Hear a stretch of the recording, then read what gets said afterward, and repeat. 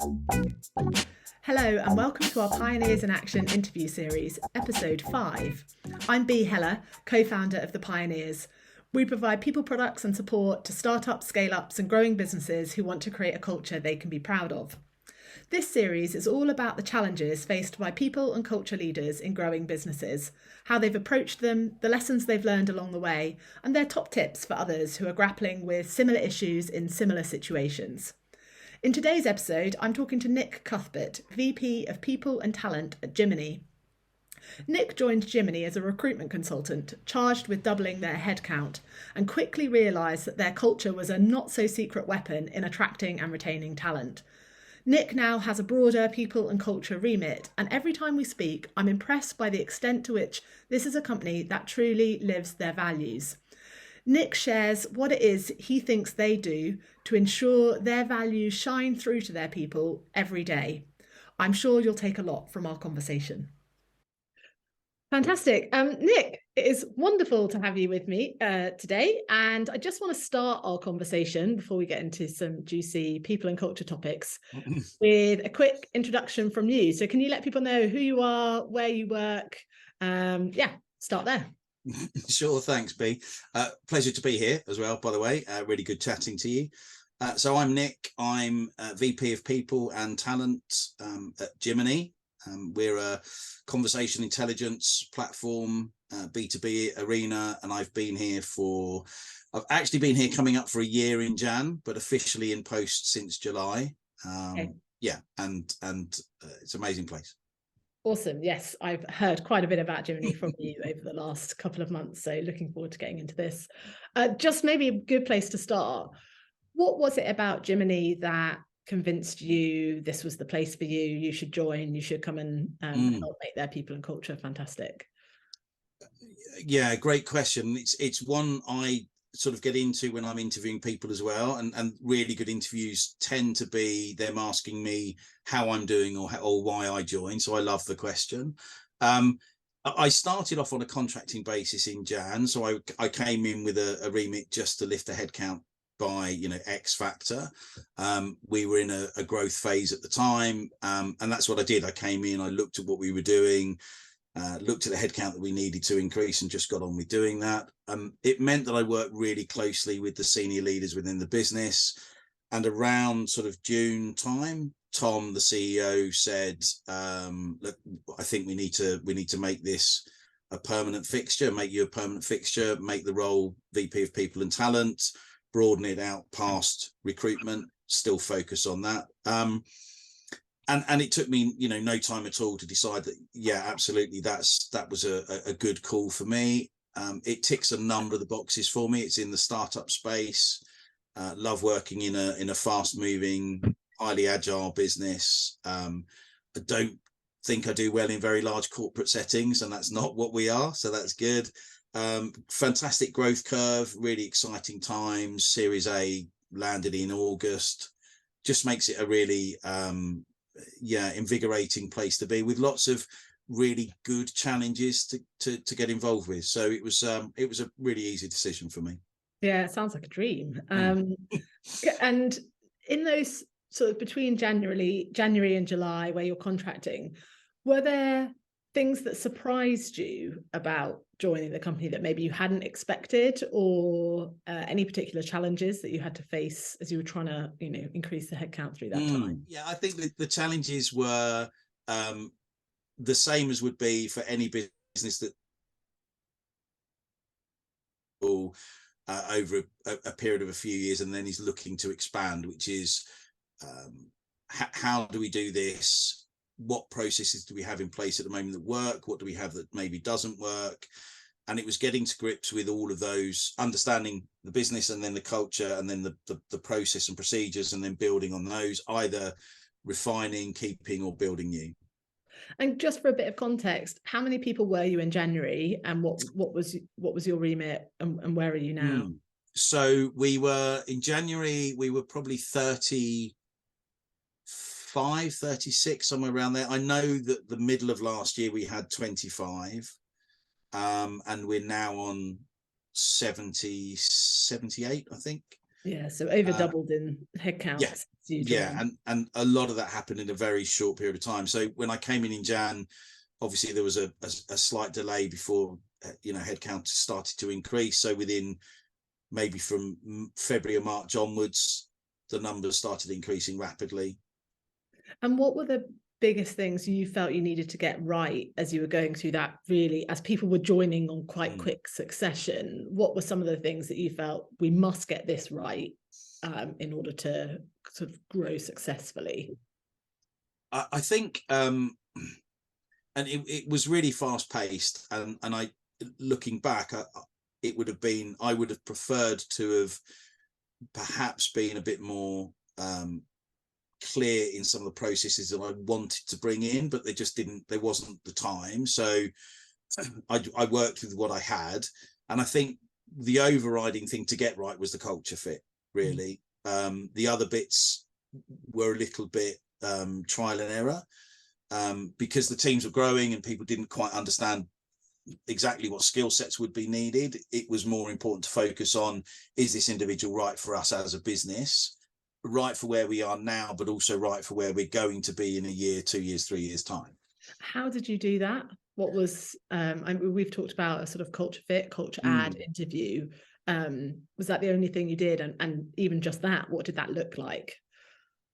Stakeholder involvement is a big thing for culture fit or ad, however we want to phrase it. So internal stakeholder involvement, having people who understand the current shape and style of the business, but also people who know where we're heading, involved in the interview process. That's, I think, is a really big thing. The hiring managers in the business are all exceptional. I haven't had to train any hiring manager in how to interview. I've put some processes in place to standardize, so making sure that we're doing the same number and the same style and the same tasks, maybe, but generally they seem to keep their own scorecards. They do very, very well, and they all know the business very well. And then the added layer for the culture interview was always an interview with Tom, the CEO, at the end of the process, just to say, okay, you've come through the technical bits, you've interviewed with the team, now I'll chat to you for 15 or 20 minutes to make sure that it works from both sides. He's very good at saying to people, this is what we need, and I'd like to get to know if that's right for us, if you're right for us, but also it's really important that we're right for you. And to do it both ways, I think, was the key. Yeah, absolutely. And just back to those hiring managers who are really good, is that because they're experienced? Are they hired for experience? Have they just been with Jiminny for a long time? What makes them so good? High caliber individuals to start with is the starting point. Some of them hadn't been in the business for very long, but they were still producing or still holding really good interviews and getting to the heart of what it was we wanted in a role. Some of them had been, this one in particular had been in the business for 3 or 4 years, which is quite long in a 5-year tenure company. And that really helped from a cultural perspective. But I think everybody who joins Jiminny they get to be a member of the family, member of the team very quickly. So they understand what drove them to join, what they enjoy, and therefore they can help screen that. They then very readily and easily screen on the culture as well. Yeah, that's a really interesting point.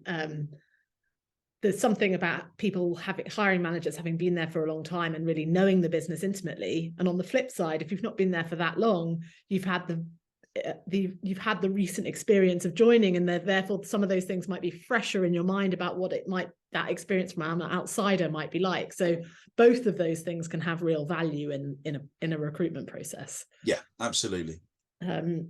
Okay, so Jiminny clearly really cares about the culture and the environment that you create for your team.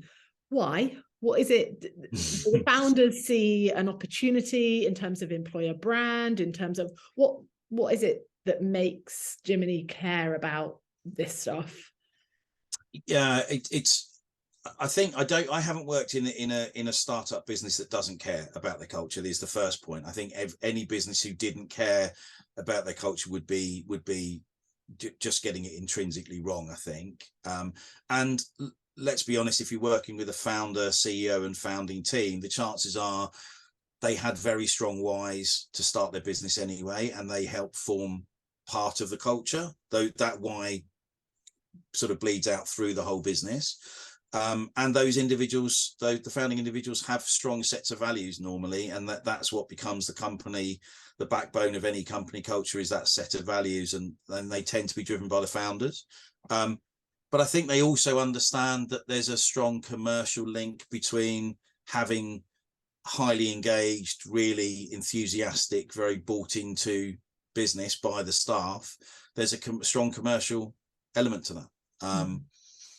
And you know, we're an ambitious business and we're growing, and we understand that unless this bit's right at the beginning, it's very difficult to fix it later on. Yeah, absolutely.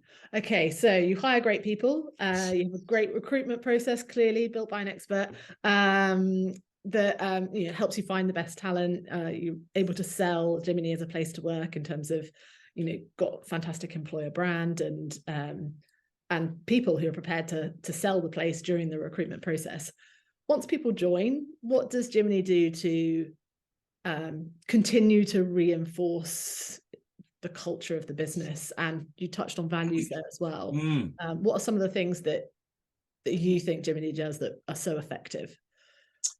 I think so. For me, it's probably worth giving some context or definition around culture. For me, culture is really the embodiment of how we treat each other, both internally and how we treat people externally. That's the culture of the business, and that's at the heart of it. And I think so, to reinforce, when somebody joins, we treat them the way that we want to be treated, and they see that from day one. They're welcomed.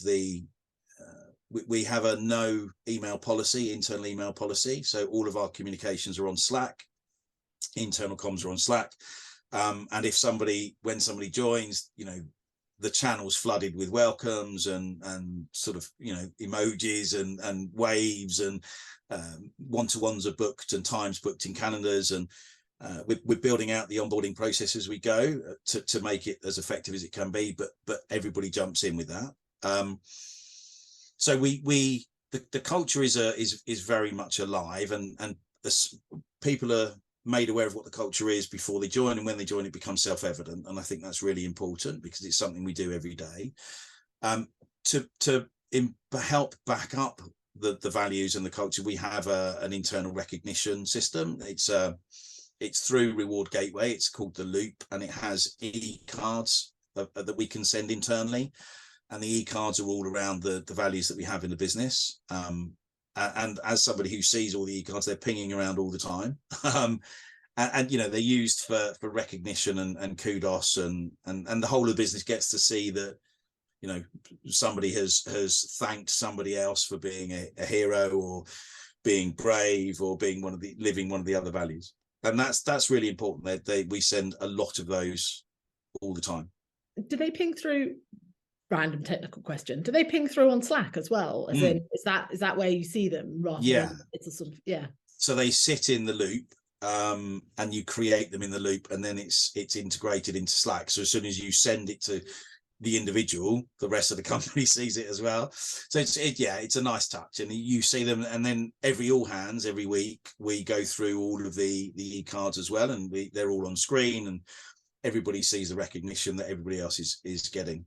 Yeah, that's really nice. And you've shared so a few things about that are really nice. Just that peer-to-peer recognition, rather than it always being a manager recognizing team members, or it always sitting on waiting until that weekly all hands where the founder then, you know, stands up and does the recognition. Actually, you just got that feel good coming. Everybody's empowered to thank and to recognize it. I think it's really nice. The fact that they're shaped around your values is just really smart. You know, that just, it reinforces the things that exactly. That's the bit that you can control, right? You can choose what you want to reinforce in the business. Yes, and that's the value to us, is that it reinforces the values. The feel good factor of thanking somebody publicly, you're right, it could be anything. It wouldn't have to be around the values, but to tie those two together just seems to make real sense. Yeah, absolutely. So going on a slightly different tangent then. But still thinking about what makes the culture. So, I mean, you first described Jiminny's culture as outstandingly good to me when we first met. So what's making it outstandingly good? You also shared that you're split across 2 geographies. Is that right? Yeah, roughly half the business is in Bulgaria. Yeah. So what's that like? How do you is there a different culture in the different parts of literally different locations, or is it quite unified? Describe how that works. Yeah, it's a really good it's really good memory for you to remember that we said that when we spoke all that time ago. It's a challenge. It is a challenge because culturally they're 2 very diverse countries. The UK and Bulgaria, very different backgrounds, very different heritages. They deal with things and react to things very differently. So I think that in and of itself is a challenge. Culturally, the business is the same. So we ask for the same behaviors, we ask for the same values to be shown. It's just understanding that each of those are viewed through slightly different lenses, different social lenses, I suppose. We use donut time or donut time, whatever the full expression is, for which is a bit of software that organizes internal meetings I think it's set for 2 p.m. every Thursday UK time, and it randomly selects, but it seems to randomly select a lot of UK and then pairs them up with a Bulgarian colleague, and it's a chance for 15 minutes just to sit and chat about individuals, lives and backgrounds and everything else. So it helps to develop a sense of one company because you're chatting to somebody every week. The e-cards really help with that, to be honest, because they're cross-company, cross-function, cross-location, and that brings those people together. And you often see somebody from one of the locations thanking somebody else for some help, or for living the value. And it's important to also add that it goes upwards as well. There's a lot of people thank their managers for doing this, or their part of the SLT for helping with that piece, or being leading in that way. So I think it goes up and down and across, which is really important. Yeah, that's really nice. And I think that that donut time, I've heard that being used effectively in other businesses too. I think there's something about making those one-to-one connections helps to demystify sometimes this is the Bulgarian entity, this is the UK entity, people are different there from there. Whereas actually, if you meet one individual, you find the points of connection with the individual, which sometimes 2 groups is much less accessible than a person. Yeah, absolutely. Yeah, indeed. If you think of individuals as individuals and stop thinking of them as where they are, and that's what the donut time does. It puts 2 people together for a chat, and that's really good.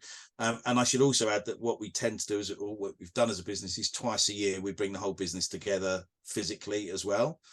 And it's called a JBU, which is Jiminny Business Update, and we spend probably 2 or 3 hours going through the whole of the business for the year.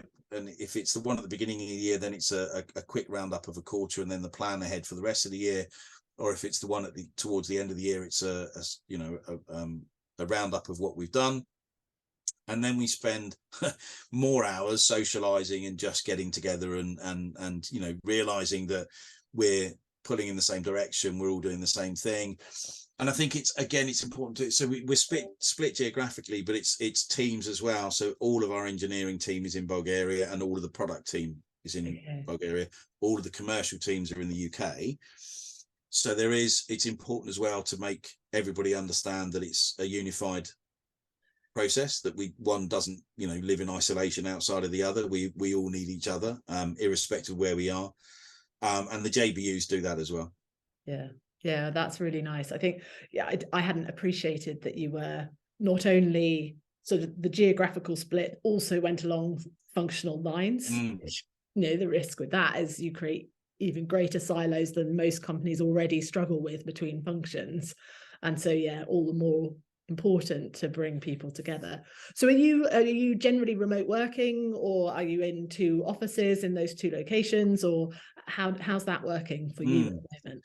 So I think I wasn't with Jiminny pre-pandemic, but I think we were much smaller then. But I think the thought process then was probably leaning towards in-office hybrid model.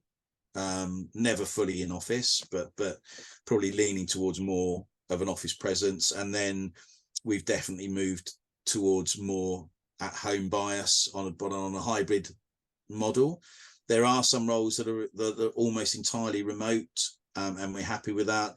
The roles that we feel need much more collaborative working is sort of the sales function, and they might be in the office 3 or 4 days a week that they're choosing, but sort of 3 or 4 days a week, and then others more remote. And I think the split in Bulgaria is probably a bit more towards remote, but we have really nice offices in both locations, so people are welcoming.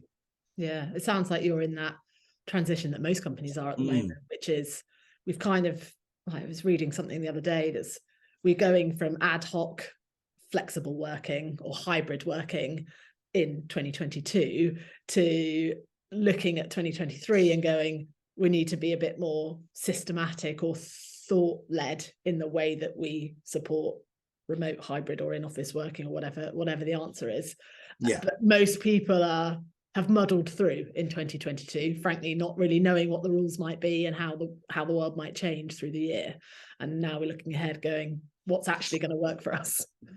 Yeah, I think we are. You're right. We are there. I think there's always been a little bit more intention sort of around in office than not. But the hiring, the amount of hiring we've done in this year has meant that we've just hired and assumed we'll make it work in terms of the hybrid model. But yeah, we are transitioning, and we're pretty flexible, I think. Yeah. So just into the here and now, what are the biggest challenges that you're currently thinking about as in your role as the VP of People? Is that right? Yeah.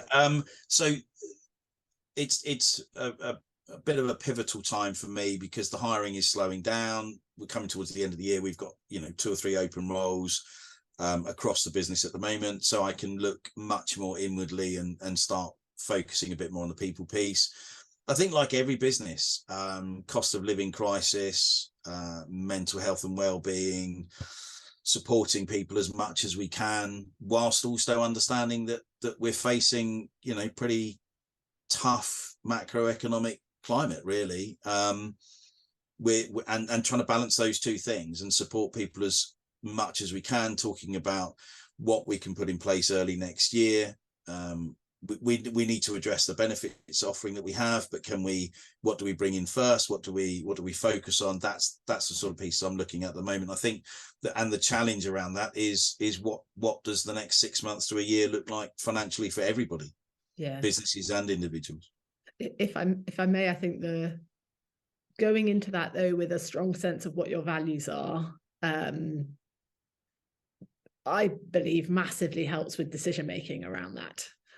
Because yes, there are financial constraints that everybody's facing.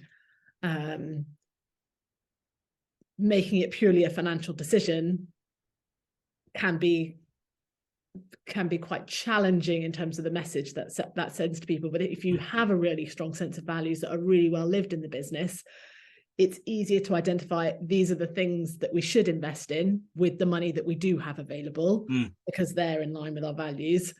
Versus these would be lovely to have, but maybe they're not so core to who we are or the type of company that we want to be. Like, yes, maybe in boom times, those would be great things, but actually they don't cut to the heart of what our values are. Yeah, absolutely. And I think especially when you're comparing options. So if you lump together the stuff that speaks to your values, if you say, okay, one of the ones is, be kind. We want to look after people as much as we can. So let's choose something that speaks to or helps with mental health, well-being, or financial health, then I think if you put those into a pool, deciding amongst those can be a financial choice. Absolutely. But I think, getting to the fact that if we're going to invest anything, it wants to be in these areas. Yeah, absolutely. Values led, I think, is really important. I agree. Yeah, really important.